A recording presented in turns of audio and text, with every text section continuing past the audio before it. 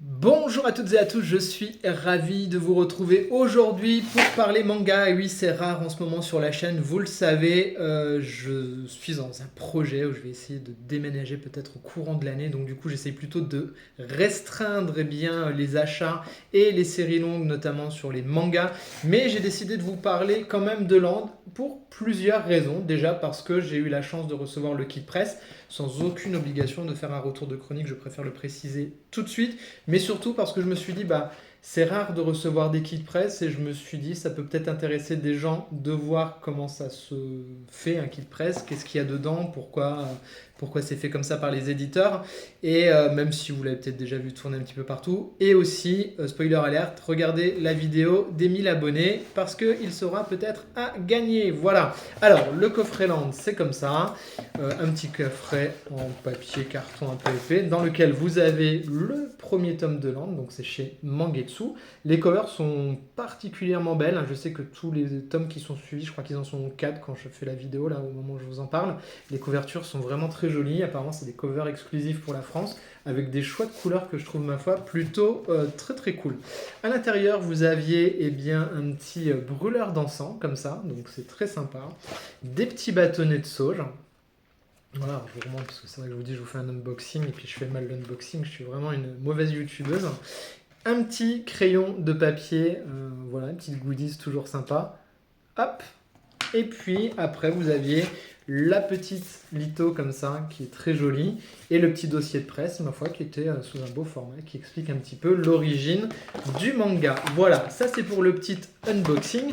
Je préfère mettre en garde également des personnes qui seraient peut-être intéressées par la lecture de ce titre-là.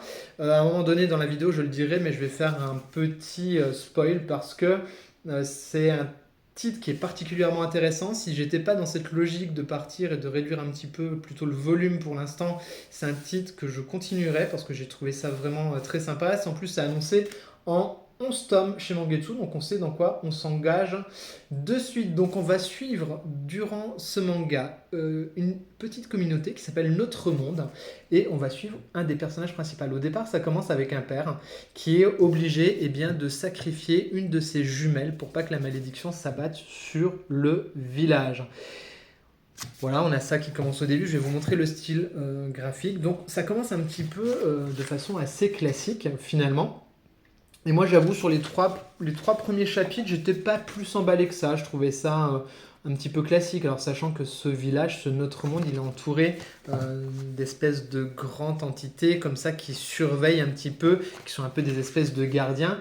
Mais on sait que derrière, il y a un autre monde et que les oiseaux traversent cette frontière entre notre monde et l'autre monde. Donc voilà, c'est un petit peu ça le pitch de départ. Et donc après ce sacrifice, le récit va faire un bond. 8 ans plus tard, on va suivre la jumelle qui a survécu, qui n'a pas été sacrifiée par son père, et qui se pose beaucoup de questions par rapport à tout ce qui se passe, et qui a soif de découvrir, et soif de découvrir le monde et de comprendre tout ce qui l'entoure. Et puis il va y avoir une petite chose qui va arriver comme ça, qui va bouleverser un petit peu le quotidien. Voilà, ça c'est pour la partie récit principal, donc on suit l'histoire. Je vous dis, les 3 premiers chapitres, j'ai trouvé ça plutôt classique, je me suis dit, bon, où est-ce que ça va nous mener, machin. Et puis à partir du chapitre 4, ça commence vraiment à décoller. La narration est plutôt bien faite parce que ça nous mène sur quelques pistes qui ne sont pas des fausses pistes, mais qui sont là aussi pour brouiller ce qui va être amené dans le point d'orgue final du manga. Le dessin, vous le voyez, c'est de facture assez classique. J'ai lu sur les Instagram que certains ou certaines avaient peut-être un peu de mal avec le dessin. Honnêtement, s'il fait plutôt vite, c'est assez classique. C'est peut-être pas ce que je retiendrai le plus du manga, parce qu'on est sur quelque chose d'assez normal, entre guillemets. C'est bien fait, c'est efficace, et ça marche bien avec l'histoire qui nous est racontée. Voilà. Donc, spoiler, ceux qui veulent aller plus loin, qui veulent se lire ce titre, ne regardez pas la suite de la vidéo. Voilà, parce qu'on suit cette petite fille, donc, j'espère que vous avez coupé, on suit donc l'histoire de cette petite fille qui va donc essayer de comprendre ce que c'est cet autre monde. Et le récit va basculer, mais à la toute fin, parce qu'on monte, je vous dis, crescendo par ce qui est amené dans la narration, comme ça. Je vous remonte quelques planches pour que vous voyez bien le dessin, si ça peut vous intéresser ou pas, mais vous voyez, c'est assez classique. Donc on est tenu en haleine comme ça, et au dernier chapitre, il va y avoir un basculement. Ce basculement, et c'est là le spoiler si vous n'avez toujours pas coupé, ça va se rapprocher de ce qu'on peut trouver dans les films de Shyamalan.